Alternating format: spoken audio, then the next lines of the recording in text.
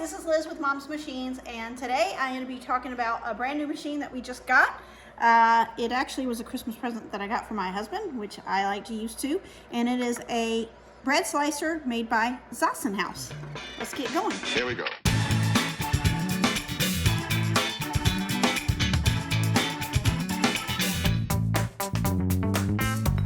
I actually have a bread machine which bakes the bread, which I will show to you. Maybe I'll do another video on that. But here's we've already sliced a few of the slices off the loaf. We used to use a knife, but now I wanted to get a big slicer machine. If you ever go into like a Publix bakery where they have those big machines, but they're huge. So my brother actually got this at the Freeling sale. It happens once a year outside Charlotte, North Carolina, actually in Rock Hill. But if you look at this thing, it is made by Zassenhaus, which I believe is in Austria or Germany. I believe it's in Austria, but it has feet on the bottom of it where it's suction cups. I haven't actually figured out how to make it. I think you might have to wet it a little bit to get it to stay. But if you look closely, you can actually adjust how big your slices will be. So that's the biggest it can be.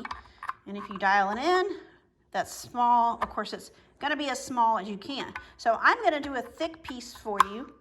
And then of course you put the bread in and you turn the wheel, as simple as that. Okay, so yeah, that's actually pretty good. It's sliding, but basically I wet the little suction cups, and that seems to help. So let's see if it does it. So it's on its widest slice and you turn it. Oh my gosh, I thought it would be difficult. When the bread was hot and I did it, and it's kind of cool. So you see it, you have to watch your finger. Wow. A nice slice of bread. And now what I'm going to do is adjust it. So come in here close. I'm going to make it pretty thin. I really like thin slices of bread. That's pretty thin, isn't it? Yep. So let's do a little thin slice.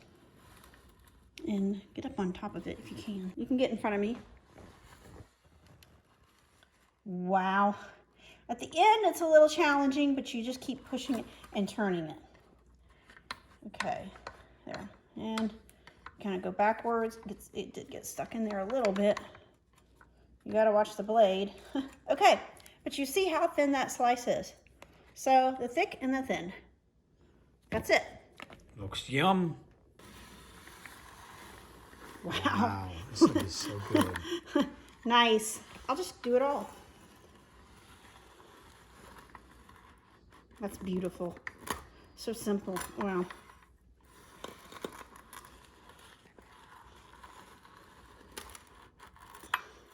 When I slice it with a knife, I kind of do this. I don't know if this is going to work or not.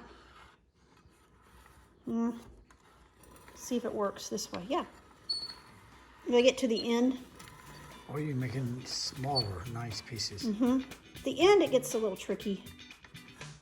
No. So anyway, it works pretty good.